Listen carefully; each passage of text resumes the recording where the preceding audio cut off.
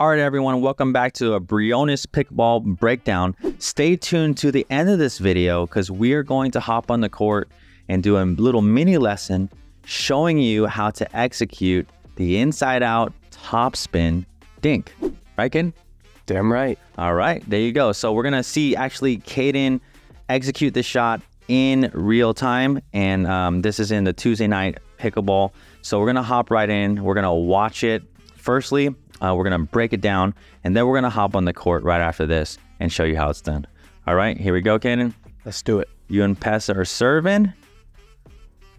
All right, a little top spin drop there. Yeah. Fake Ernie. The Fernie. Ooh. Oh, yeah. Okay, I like it, some. Caden. All right, so here we go. Just to start off the bat, Caden, you and Pessa are serving here. And what do we see there? We see a little bit of a stackage going on. Oh, yeah. Trying to keep those forehands in the middle right there. And the advantage of that, just really briefly, is what, Caden? What does that allow you? Yeah, we take away the possibility of getting attacked in the middle and finding a weaker backhand possibly. The nice thing about two forehands in the middle is either way, no matter who tries to attack middle, someone is closing with a forehand. So Yeah. it's not a great spot to attack someone usually if there's two forehands in the middle. Yeah, so we see this return come straight from Nico here. Okay, so Pessa's gonna let you have that. You get set up here and a little top spin drop. We have a video on that, how to execute that. You get that paddle tip down. Yep. And really important key thing here is Pessa is watching you hit the third shot, which is really, really key when it comes to, you know, trying to recognize if that ball is going to be good or not. Yeah, when he's watching my projection, right? So he's watching where I'm contacting the ball, making sure I'm balanced, I'm moving forward. And then from there, he gets to watch my ball kind of take off of my paddle and see how high and where it's going to be landing. Yeah, so he does lead himself in a little bit. I like that. It puts some pressure on your opponents there.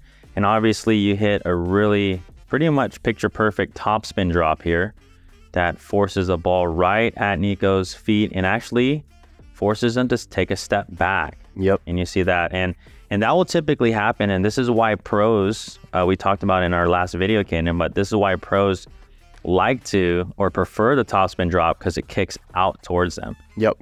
Absolutely. Yeah, so here goes Nico stepping back. And as soon as you see this, Caden, at higher levels, because you're dropping down the line, this is what kind of opportunity are you setting yourself up here? I'm actually looking to crash and maybe look for an Ernie. Look, I immediately pivot to the left. Yeah. Just to kind of force some pressure. Nico knows me pretty well, and he knows I like to Ernie, so clearly knows in that situation that I'm probably going to be moving towards that Ernie. And obviously you can tell as soon as he's peeking at me a little bit. The head's down. That's kind of my indicator to start moving for the Ernie, but he does know me pretty well, which is why he doesn't give it to me. Yeah, so if you're in this position and somebody's hitting a very aggressive third shot drop at your feet, this is a time to always go middle. Yep. It's always safe. Middle is always safe generally, especially at higher levels. Right. It at least eliminates the Ernie threat. So you will see Nico go straight to the middle here. And then let's watch the rest of the point play out here. Pessa creates some space here. Mm-hmm. I like that. Little inside out. Oh. And that's kind of like an inside out top spin dink a little bit. Yep. We got Nico on the stretch. And let's see here. Okay. So I think you were looking for something there, Caden.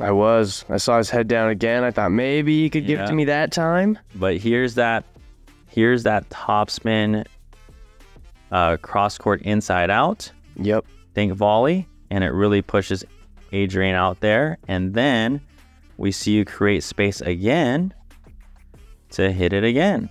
Yep. And this one now, I want you to see this contact point. Now, Adrian's a great player, but we all do this super low. We talked about this red zone volley, like shin level, knee level or below.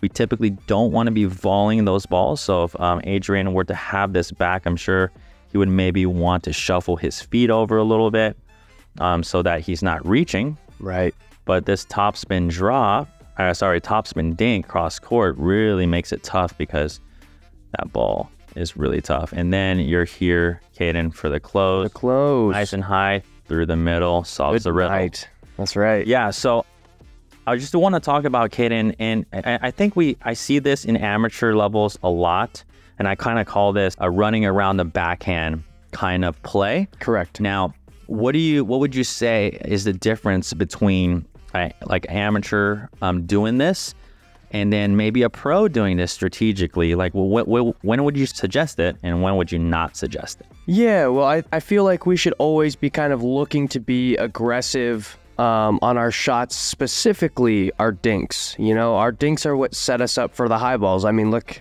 this is a perfect example where Pesa and I hit 3 aggressive dinks, and maybe we didn't get the balls that we wanted on the first 2, but eventually we got the ball that we wanted on the 3rd ball. So at that lower level, I feel like, you know, people open up to the forehand side and immediately think, oh, I have to hit this ball with pace to be offensive, right? Or I have to do something super crazy or something super perfect. I don't do anything too wild here. The only thing that I'm really trying to set myself up for is something that they're outstretched for, right? And we actually do a very good job of it. We kept them off balance, right? So I'm not hitting the winner. I'm setting myself up for the winner in this case. And maybe I didn't get it on the first 2 balls, but you eventually get there. Yeah.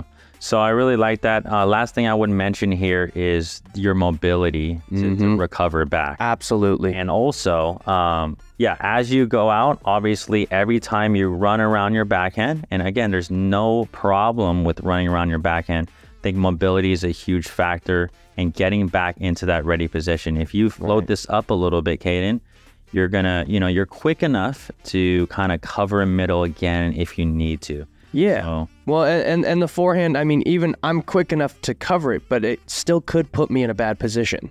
So when you're opening up, to your forehand to be a little bit more aggressive, if you're not hitting a good ball, it's hard to be in a better position to get yourself out of this spot. So when you are opening up to the forehand, you do have to be a little bit more precise with your shots and what you're trying to do. Yeah, and the footwork involved in this kind of shot too is huge, and that's that's what we're going to be talking about on the court. Let's go. So now we're going to hop on the court and show you this exact shot that Caden executed to a tee. And now let's hop on the court. Let's do it.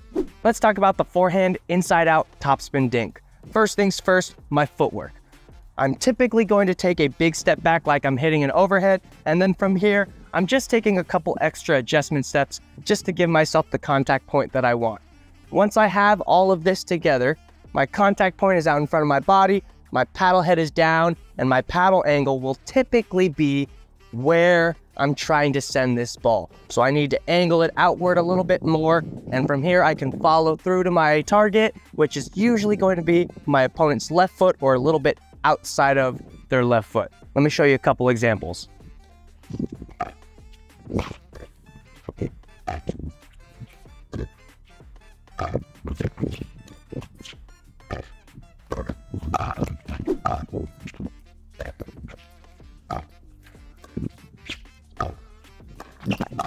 Keep in mind, when you're hitting this shot, it is not supposed to be a winner.